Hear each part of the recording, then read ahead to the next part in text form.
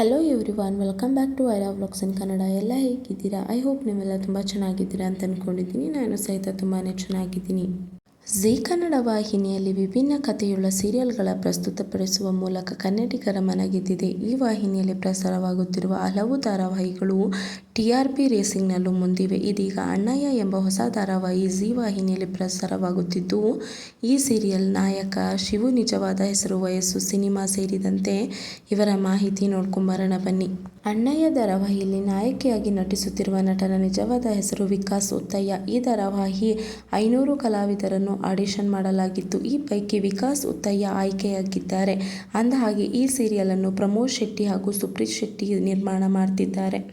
ವಿಕಾಸ್ ಉತ್ತಯ್ಯ ಮೂಲತಃ ಕೊಡಗಿನವರು. ಬಣ್ಣದ ಲೋಕಕ್ಕೆ ಕಾಲಿಡುವ ಮುನ್ನ ಇವರು ವಕೀಲರಾಗಿ ಕೆಲಸ ಮಾಡ್ತಿದ್ದರು.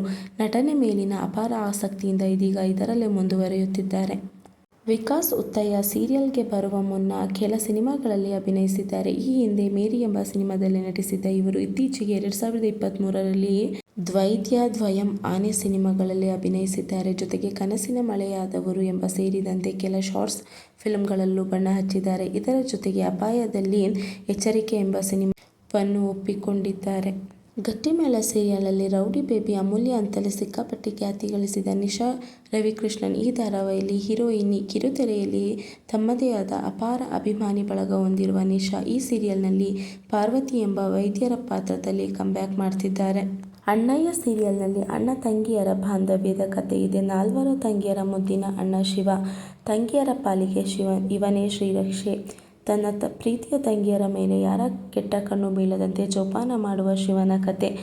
ಶಿವನ ತಂಗಿಯ ಪಾತ್ರದಲ್ಲಿ ಕಾಟೇರದಲ್ಲಿ ಆರಾಧನಾ ರಾಮ್, ಅವರ ಬಾಲ್ಯದ ವರ್ಷನಲ್ಲಿ ಕಾಣಿಸಿಕೊಂಡಿದ್ದ ಅಂಕಿತಾ ಗೌಡ, ವೈಶಂಪಾಯನ ತೀರ ಮತ್ತು ಜಲಪಾತ ಸಿನಿಮಾಗಳಲ್ಲಿ ಅಭಿನಯಿಸಿರುವ ನಾಗಶ್ರೀ ಬೇಗಾರ್, ಪ್ರತೀಕ್ಷಾ ಶ್ರೀನಾಥ್ ಹಾಗೂ ಪ್ರಾಯಶಃ ಚಿತ್ರದಲ್ಲಿ ಅಭಿನಯಿಸಿರುವ ರಾಘವಿ ಕಾಣಿಸಿಕೊಂಡಿದ್ದಾರೆ.